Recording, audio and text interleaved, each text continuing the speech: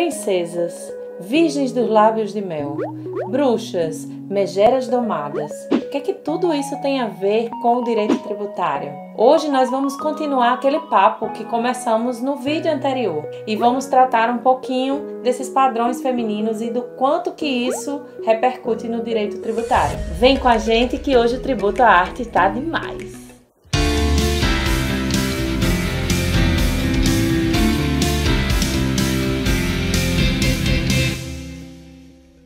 Hoje nós vamos falar das princesas, das bruxas, vamos tratar um pouquinho desses contos da literatura infantil. No vídeo anterior, a gente esclareceu um pouquinho de onde vêm esses padrões femininos, mito da beleza, o que é expresso nas manifestações artísticas, e hoje nós vamos tratar um pouquinho de forma específica dessas obras. No vídeo passado, nós falamos do Espelho, Espelho Meu, aquilo que é uma alegoria presente na obra de Branca de Neve. Em Branca de Neve, Cinderela, A Bela Adormecida, nós temos padrões femininos que se repetem e não são à toa. São padrões femininos que acabaram se perpetuando nesses contos infantis da literatura e que nós temos até hoje. Hoje nós temos uma tentativa de ruptura com esses padrões, mas a gente precisa entender como é que chegamos até aqui. Nesses contos que eu citei, Branca de Neve, Cinderela, A Bela Adormecida e até João e Maria, nós temos contos da literatura infantil que foram recontados na época da Europa medieval e eles acabam trazendo padrões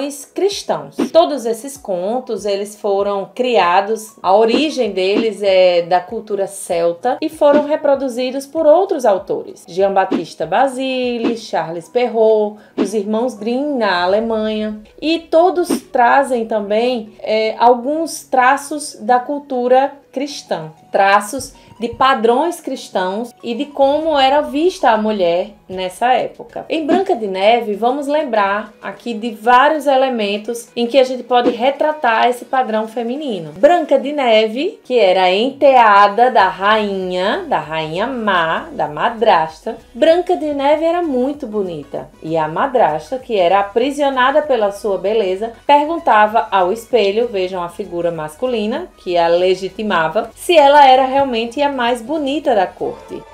Quem é mais bela do que eu? Quando Branca de Neve foi crescendo, o espelho passou a dizer que não, a rainha não era mais a mais bonita. E então a rainha quer fazer o que com Branca de Neve? Quer matá-la, para que ela possa se perpetuar como a mais bonita do reino. Olha só que conto em torno de um padrão feminino, de um padrão que foi criado pela cultura patriarcal. Então a Branca de Neve, ela acaba fugindo, acaba sendo acolhida por 7 anões, homens que trabalhavam numa mina e que precisam do trabalho doméstico de uma mulher. Será que isso é à toa? Bom, continuando, o caçador, que é contratado pela rainha má para matar Branca de Neve, ele acaba não matando e isso enseja uma vingança, uma tentativa de se fazer justiça com as próprias mãos pela rainha. A rainha então se transforma em quê? Em uma bruxa. As bruxas na época, né, dos contos, desses contos literários e na época da Idade Média para a Idade Moderna, elas eram perseguidas na Europa, porque a figura da bruxa era ligada à feitiçaria e as bruxas eram perseguidas pelo regime da igreja. As bruxas então representavam tudo que havia de pior e, portanto, ela se transforma numa senhora velhinha, mas para quem está vendo ou está lendo a história, já sabe que ali se tratava de uma bruxa má. Branca de Neve, muito inocente, acaba comendo o fruto proibido, que é uma maçã. Foi o mesmo que Eva comeu e, né, contado segundo a Bíblia, foi Eva que levou o pecado para o paraíso. Então, Branca de Neve também acaba sendo traída pelo fruto, né, pela maçã, pelo fruto proibido. E, desmaiada, é salva pelo príncipe que a beija. Vejam, ela nem conhecia o príncipe, mas quem salva a vida dela é um homem, o príncipe que vai salvá-la a partir do casamento. Então, olha quantas ideias são perpetuadas, são reproduzidas nessa inocente obra literária que é contada para crianças. Então, Branca de Neve, ela reproduz esse modelo, e esse modelo também é possível de ser visto em Cinderela ou a Bela Adormecida. Passando logo para a Bela Adormecida, vejam que a Bela Adormecida também é salva por um príncipe, por um beijo do amor, né, do amor verdadeiro. No filme Malévola, a história é recontada e, sem dar spoiler, o amor verdadeiro não é mais do príncipe, o que é ótimo, que representa uma ruptura com esse padrão. Mas não é uma ruptura total. Tanto é que eu estou aqui falando da necessidade de rompê-los totalmente. Além de A Bela Adormecida, a gente tem o conto de Cinderela. Cinderela também é maltratada, é chamada de gata borralheira, faz todos os serviços domésticos. Só daí você já tem um padrão feminino. Mas um outro é o da madrasta má, que se casa com o rei bom, que era o pai de Cinderela. Vejam que a figura masculina sempre é retratada como o homem bom que é enganado pela madrasta perversa, pela mulher perversa. A mulher perversa tem duas filhas que têm inveja de Cinderela. Então, olha aí outro padrão feminino reproduzido e perpetuado, que é a inveja e a rivalidade feminina. Então, tudo isso aí acaba passando inconscientemente para nossa mente. Em João e Maria, nós temos também a reprodução de padrão feminino, mas dessa vez não se fala em princesa, mas sim se foca na bruxa. Vejam que João e Maria ficam perdidos em uma floresta porque o seu pai os deixa perdidos, já que eles vão colocando pedacinhos de pão no caminho para conseguirem chegar em casa, já que a madrasta deles, vejam aí a mulher perversa, a madrasta dele mandou o pai deixá-los na floresta. E aí João e Maria encontram uma casa que é toda coberta por doces, por chocolate, doce, né? Tudo de bom, tudo que a gente queria. E dentro dessa casa mora uma bruxa. Mora uma senhora idosa que mora sozinha, que tem animais, sabe fazer poções, feitiçaria. Então, nada disso é à toa. Nessa época, como eu já falei, havia uma perseguição às bruxas. E as bruxas eram mulheres ligadas à natureza, que detinham os saberes da terra e acabavam repassando isso de geração em geração. Então, essas bruxas eram perseguidas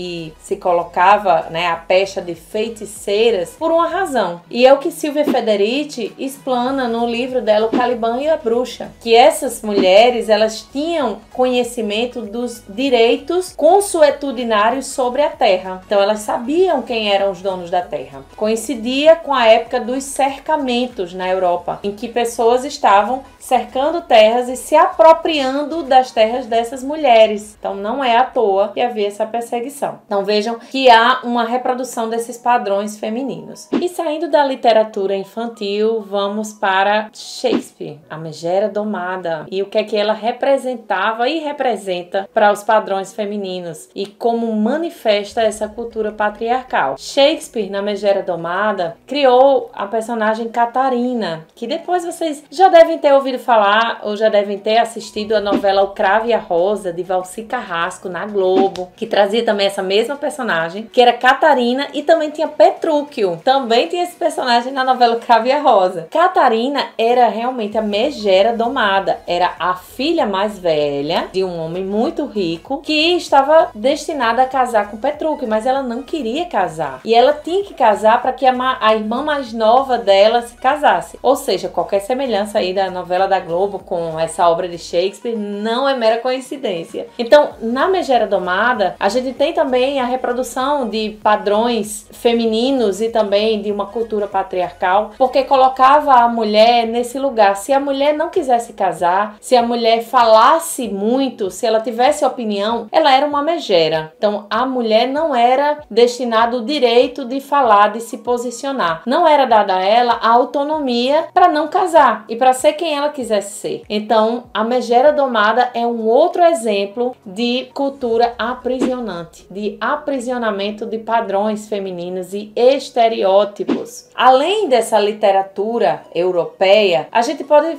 trazer um pouco para o Brasil a reprodução desses padrões. Temos aí, vou citar aqui 3 exemplos, são de Iracema, Gabriela, de Jorge Amado, Iracema, de José de Alencar, Gabriela, de Jorge Amado e Capitu, de Machado de Assis, que também tem uma pecha ou um padrão feminino muito peculiar em torno delas. Capitu era dissimulada, então por isso Bentinho tinha razão em desconfiar, porque uma mulher teria que se dar o respeito, não podia conversar com outros homens. Bentinho, um homem ciumento que achava que era dono de Capitu, né? Era o proprietário. Gabriela, Cravo e Canela, uma mulher que não existiam precedentes para esse tipo de mulher. Era uma mulher que não ligava para padrões e, portanto, ela era muito sexualizada, era diferente e chocava a sociedade local. Então, Gabriela também, por mais que fosse uma mulher autônoma e empoderada, era vista como alguém muito diferente. Então, o padrão feminino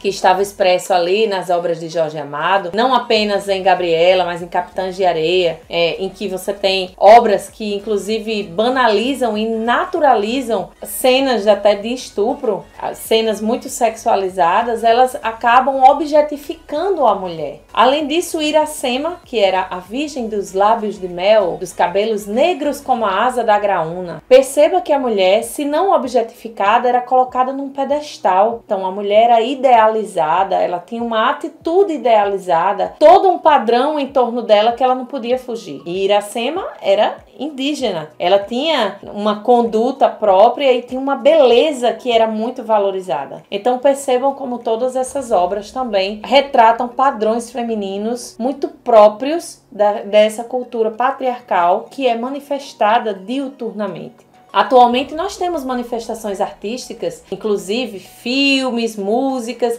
que tentam empoderar as mulheres. O funk, por exemplo, tem se mostrado um movimento artístico musical de empoderamento. Tanto é que nós vemos na obra, o trabalho de conclusão de curso de Tamires Gugel, que se chama Open the Checa, em que ela traz todo um apanhado de músicas de funk que acabam empoderando mulheres. Então, ela retrata o funk não apenas como um gênero musical que objetifica mulheres, mas que vem se tornando um instrumento de empoderamento e de autonomia de mulheres, não apenas financeira, mas também autonomia de voz, autonomia de posicionamento dentro da sociedade. Então, nós vemos hoje esse movimento de ruptura com esses padrões, mas ainda assim os padrões persistem. Gente, vocês estão se perguntando, o que é que tudo isso tem a ver com o tributo? Olha, vamos continuar o que a gente já viu no vídeo anterior. No vídeo anterior a gente falou desses padrões femininos, dessa cultura patriarcal e se referiu ao tributo, à tributação de bens essenciais e de bens supérfluos. Se você não assistiu ainda o vídeo anterior, aproveita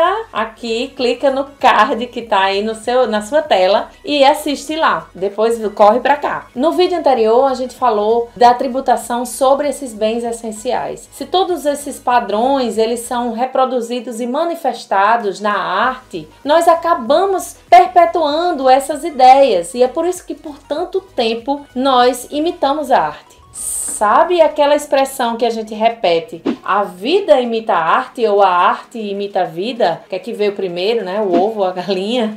Na verdade, os dois se interrelacionam e são interdependentes. É uma relação simbiótica e que se imbrica cada vez mais. Se a arte reproduz esses padrões e se a gente observa que está lá numa obra de arte, numa obra literária, um padrão feminino, por óbvio que a gente vai internalizar. Então todos esses padrões foram internalizados e não é à toa que a arte tenha sido produzida tão intensamente com todos esses padrões, com toda essa cultura, para manter as mulheres em um local muito confortável inclusive para a economia. Se as mulheres fossem para o mercado de trabalho e deixassem todo o trabalho do lar, isso iria ter uma repercussão na economia. O trabalho e os deveres de cuidado que hoje são relegados às mulheres, eles têm uma força econômica muito grande. Nós somos cerca de 53% da população mundial. Já pensou no quanto da nossa força de trabalho que é utilizada há tempos e tempos sem que a gente receba o valor correspondente e justo? Então, todos esses padrões femininos têm a ver com a tributação por diversos pontos de vista. No vídeo anterior, a gente falou da tributação tributação de bens essenciais. Esses padrões femininos acabam perpetuando a cultura da beleza. E eu digo mais nesse aqui. Esses estereótipos e esses padrões nos colocam numa esfera privada, numa esfera que não é a pública, ou nos colocaram em algum momento, que nos fez desistir, digamos assim, de ir atrás de alguns direitos. O que tem a ver com a tributação? Se esses padrões acabam repercutindo sobre a economia, repercute muito mais sobre nós, mulheres, que não tivemos no tempo adequado a nossa autonomia financeira para buscar o nosso próprio sustento. Então, por anos, nós não fomos autônomas. Hoje, quando buscamos a nossa autonomia financeira, buscamos também a igualdade financeira. É importante a gente dizer que a tributação acaba repercutindo mais sobre as mulheres, porque ainda assim, segundo o IBGE, as mulheres, ainda que mais instruídas, acabam ganhando menos. Nós somos mais instruídas que o gênero masculino, que os homens, mas ainda ganhamos menos. Nós, mulheres, ainda ocupamos menos os cargos de CEO de grandes empresas. E isso acaba repercutindo nos nossos salários. As mulheres é relegado ainda os deveres, né? O dever de cuidado de uma casa. A mulher é relegada ainda às funções de assessoria, consultoria, de auxílio. E muitas vezes a mulher é esquecida quando se trata de promoção de cargos em grandes empresas. Então é por isso que a tributação, numa outra perspectiva, acaba repercutindo mais sobre as mulheres. Porque se os bens de consumo são mais tributados, os bens femininos são mais tributados, por outro lado, a nossa renda não é capaz de suportar esse ônus tributário. Nós acabamos segurando esse fardo sozinhas. Nós acabamos tendo um fardo muito pesado para carregar. Além do fato de sermos mais tributadas, ganhamos menos. Então, nós duas vezes somos afetadas por essa tributação que é criada por legisladores, em sua maioria homens, e que não observam a realidade feminina. Então, vamos buscar a nossa autonomia financeira e, além disso, a igualdade também. Com tudo isso, a gente faz uma conexão dessas manifestações artísticas com a tributação e com a economia. Precisamos mudar para encontrar a verdadeira igualdade de gênero. E aí, deu para refletir um pouquinho sobre esse tema? É um pouquinho complexo, mas a gente falando aí de uma forma mais simples, dá pra gente entender. Se você gostou, se você curtiu, eu vou pedir pra você curtir aqui embaixo, olha aí o blogueirinha. Comenta aí, me diz o que você achou, se você tem dúvida ainda, e se inscreve no canal. Segue a gente, fica ligado ou ligada que nos próximos vídeos tem muito mais coisa vindo por aí.